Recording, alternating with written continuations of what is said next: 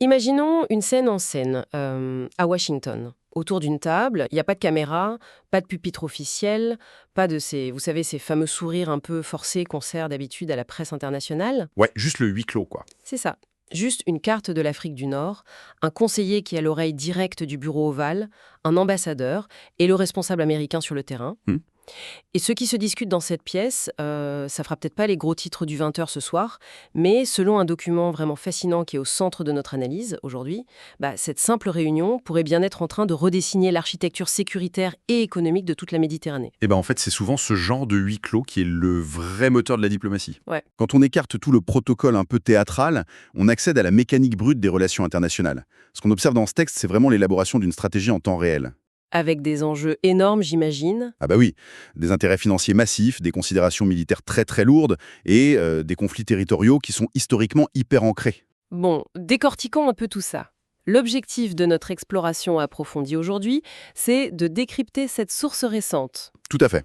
Un texte qui détaille ce qu'il présente comme la nouvelle carte stratégique des relations algéro-américaines sous l'administration Trump. Hmm. L'idée ici, c'est pas de lire un compte-rendu bureaucratique ennuyeux, mais de vraiment comprendre comment fonctionnent les leviers de ce pouvoir. Mais bon, avant de plonger là-dedans, on a un impératif absolu, un avertissement de neutralité pour notre audience. Ouais, c'est le préalable méthodologique indispensable pour ce type d'exercice. Exactement. Parce que la source qu'on décortique aujourd'hui emploie une terminologie politique qui est, disons, extrêmement chargée. Très tranché, oui. Voilà, elle aborde de front des dossiers ultra sensibles, notamment le statut du Sahara occidental, et elle utilise un vocabulaire très dur, comme le terme régime du Magzen pour parler du Maroc. Donc il faut que ce soit parfaitement clair, on ne prend aucun parti. Absolument aucun. Notre mission ici, c'est pas du tout de valider ces qualifications, ni d'arbitrer un conflit, ou de soutenir une vision géopolitique plutôt qu'une autre. L'approche, c'est vraiment de disséquer objectivement la rhétorique du texte. En fait, analyser la construction d'un discours politique, c'est comprendre comment les mots sont utilisés comme des outils de puissance. C'est ça.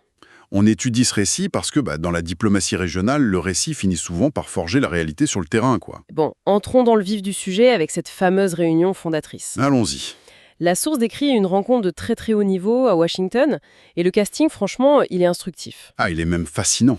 Ouais, on y retrouve Massad Boulos, qui est présenté comme le conseiller principal du président américain Donald Trump, face à Sabri Boukadoum, l'ambassadeur d'Algérie à Washington. Mais le détail qui retient vraiment l'attention dans ce document, c'est la présence de Marc Shapiro. Le chargé d'affaires, oui. C'est ça, le chargé d'affaires américain en Algérie. Le texte insiste lourdement, c'est pas des consultations de routine, c'est une feuille de route pour une nouvelle ère. Ouais. L'administration américaine chercherait activement à s'attirer les faveurs d'Alger. Mais concrètement, pourquoi envoyer un conseiller présidentiel plutôt que de passer par les canaux habituels, disons le département d'État? Ce qui est fascinant ici, c'est la rapidité avec laquelle cette administration semble vouloir redessiner ses alliances. Le choix des acteurs, c'est un message en soi. Comment ça? Le département d'État, c'est une machine diplomatique gigantesque. Avec toute la lenteur qui va avec. Exactement, il y a des processus de validation des comités, bref, une lenteur institutionnelle. Donc, envoyer un conseiller principal qui est directement lié à la présidence, c'est ce qu'on appelle établir un canal court. D'accord. Ça signale qu'on veut contourner la bureaucratie pour aller vite, très vite. C'est typique d'une diplomatie pragmatique un peu transactionnelle. C'est un peu comme passer d'un simple café de courtoisie à la rédaction d'un véritable contrat de mariage stratégique sur un coin de table. C'est une très bonne analogie. Et c'est là que la présence de Shapiro, le chargé d'affaires, devient cruciale. Parce qu'il est sur le terrain. Voilà, c'est lui qui gère le quotidien. Il connaît les acteurs locaux, les contraintes juridiques. En réunissant la Maison-Blanche, l'ambassadeur algérien et l'opérateur de terrain, on n'est plus du tout dans la théorie. On passe à l'action. Ouais, on rédige le cahier des charges, en fait. D'ailleurs, le document souligne que le fait que Boulos choisisse Boukadoum comme interlocuteur, ça reflète un profond respect pour la diplomatie algérienne. Le texte veut vraiment montrer que la relation se fait d'égal à égal. Historiquement, la diplomatie algérienne a un poids énorme, hein, surtout en Afrique et chez les non-alignés. Le document utilise cette reconnaissance pour dire « Voilà, regardez, Washington ne vient pas faire la leçon. Ils viennent chercher un partenaire qui connaît intimement la région. » Et justement, parlons de cette région. Parce qu'une bonne poignée de main à Washington, bon, c'est bien beau, mais si ça ne résiste pas à la réalité du terrain, ça sert à rien. Ah oui, le terrain est impitoyable. Et là, le texte fait un virage assez radical vers l'axe sécuritaire.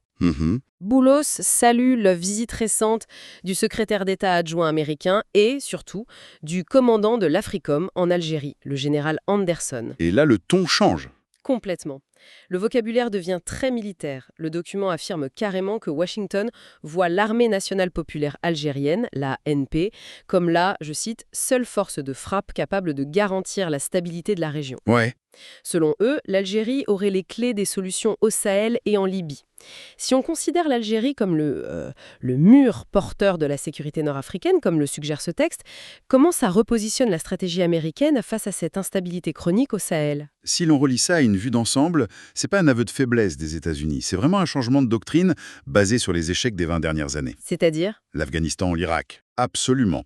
Les interventions militaires directes américaines, ça coûte une fortune, politiquement et financièrement. Sans parler des pertes humaines. Voilà, donc la doctrine actuelle, c'est le fameux « leading from behind ». On délègue. En gros, Washington ne veut plus envoyer ses propres soldats s'embourber dans les sables du Sahel. C'est exactement ça. Le Sahel, c'est un cauchemar logistique, des frontières passoires, des groupes armés très mobiles. Pour gérer ça, il faut du renseignement local et une puissance conventionnelle sur place. D'où l'analogie du mur porteur. Oui. Si ce flanc sud s'effondre, c'est toute la Méditerranée qui trinque. En disant que l'armée algérienne est la seule force de frappe, Washington choisit le sous-traitant sécuritaire le mieux équipé pour verrouiller la zone. On externalise la sécurité. En fait, on sanctuarise la région via un allié fort, ce qui évite le vide sécuritaire sans avoir à déployer des milliers de JA sur place. Bon, la diplomatie de salon cède le pas à une logique de forteresse. Mais avoir la meilleure armée, ça suffit pas toujours pour asseoir une domination totale. Il y a aussi la guerre de l'information.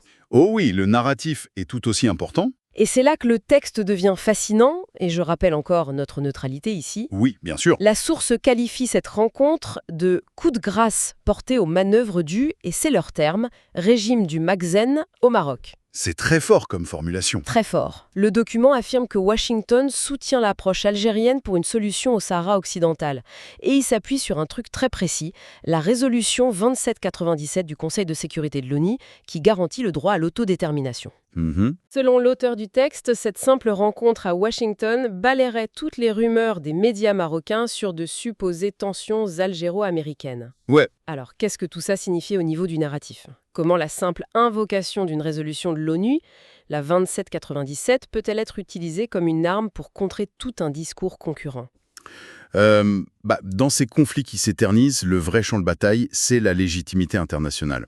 Le choix du mot Makhzen, par la source, c'est pour dépeindre l'adversaire non pas comme un État, mais comme un système opaque. Donc avant même de discuter du fond, on disqualifie l'autre. C'est de la rhétorique d'isolement, ouais. Et pour la résolution 2797, en fait, c'est un ancrage juridique. Un bouclier, en quelque sorte? Exactement.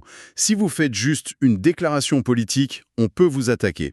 Mais si vous dites « on respecte la résolution numéro tant de l'ONU », vous mettez une armure en Kevlar juridique. Ah, je vois. Ce que le texte fait, c'est une validation à 3 bandes. L'Algérie invoque le droit de l'ONU et la première superpuissance mondiale, les États-Unis, certifie cette lecture. Donc la logique du texte, c'est « Washington nous valide, donc le narratif d'en face s'effondre ». Voilà. Le terme « coup de grâce » n'est pas là par hasard. Ils utilisent cette poignée de main diplomatique dont on parlait pour dire « Regardez, Washington nous choisit comme partenaire majeur. Ça prouve que notre ligne est la seule légitime. » C'est incroyable comment ils utilisent le parapluie américain pour neutraliser l'espace informationnel local. C'est de la diplomatie narrative pure et dure. Du coup, on voit très bien la séquence SECO. Contact diplomatique rapide, l'armée assure le rôle de gendarme et on s'en sert de bouclier narratif. Tout s'enchaîne. Mais bon, on ne s'arrête pas aux déclarations à l'ONU. La finalité de tout ça, le vrai ciment de cette alliance, c'est l'économie. L'économie, c'est le juge de paix de la géopolitique. C'est la vieille règle d'or. Le grand capital est très peureux, il ne s'installe que là où la sécurité monte la garde. Ah oui, l'argent déteste l'instabilité. Et les chiffres donnés par Boulos dans le document sont impressionnants. On parle de plus de 120 entreprises américaines déjà présentes en Algérie. C'est pas rien. C'est énorme. Mais la grosse révélation, c'est les intentions futures. Washington veut étendre massivement ses investissements. Bon, on s'attend tous aux hydrocarbures, au gaz, au pétrole. Classique dans la région. Mais le texte précise un autre domaine, les technologies. Au-delà des hydrocarbures, qu'est-ce que ce focus sur les technologies nous dit sur la modernisation de cette alliance selon le concept de la nouvelle Algérie? La différence entre investir dans le pétrole et investir dans la tech, Elle est vitale pour comprendre ce texte. L'énergie, c'est de l'extraction. On fore, on prend, on s'en va. On fait un chèque et c'est fini. Voilà, ça crée peu de liens profonds. Par contre, l'investissement technologique, c'est tout l'inverse, c'est de l'intégration. On installe des racines. Exactement.